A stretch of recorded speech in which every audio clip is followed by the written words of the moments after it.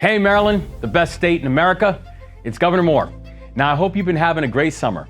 But during these summer months, our administration has been keeping up the pace to deliver for our working families. So here's a look at just some of what we've gotten done together during the summer. We are officially getting the Red Line project moving again here in Baltimore. Our communities are expanding. Our jobs are growing. Maryland's on the move, y'all.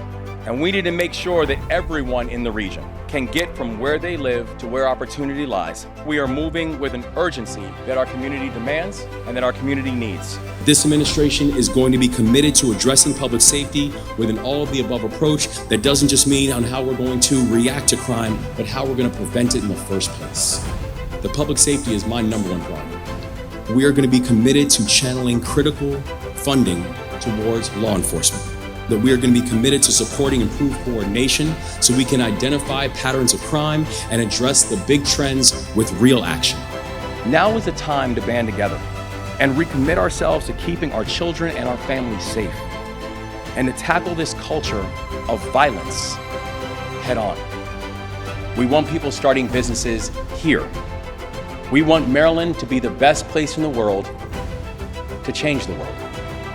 In a few moments, I will sign an executive order to create the new Maryland Economic Council. It is going to be the command center of our effort to build more pathways to work, wages, and wealth, and build a more competitive economy that leaves no one behind. For our state to thrive, it is true, Baltimore must thrive. The last time the state provided funding for the West North Avenue Development Authority, it gave $500,000. So today, this announcement identifies the fact that we multiply that initial seed investment from the state of Maryland by a factor of 22. That's what today's investment represents. Over $267 million will be going to expand high-speed internet throughout the entire state of Maryland, from Western Maryland to the Eastern Shore, everywhere in between. Leaving no one behind means getting everyone online. The Maryland Office of State Broadband is building out a strategic plan on how to effectively spend that capital.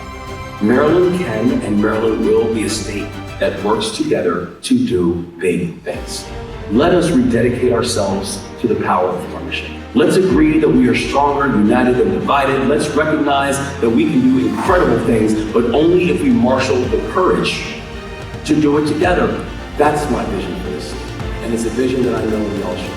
Hey Maryland, I am so thankful to be here with the president of Planned Parenthood. Karen, thank you so much for your leadership. And we are here on the anniversary of the Dobbs decision to say that in the state of Maryland, now and always, we are going to make sure that Maryland is a safe haven for abortion rights. I'm very proud to lead my administration in taking another step in making sure that we are honoring our commitment to the LGBTQ+ community. This executive order is focused on ensuring Maryland is a safe place for gender-affirming care, especially as other states take misguided and hateful steps to make gender-affirming care cause for legal retribution. I just signed 2 executive orders to establish the Governor's Council on Chesapeake and Atlantic Coastal Bays and also the Oyster Shell and Substrate Task Force. These 2 bodies will play a critical role in protecting the Chesapeake Bay, the jewel of our state, as well as our oyster population. We are implementing best practices to reduce the filter runoff of our waterways, to protect our natural resources and our fisheries, our waterways, and our agricultural lands. We're not just supporting the environment, but we're supporting the community. That there is a real sense of pride that we have in what's happening right here.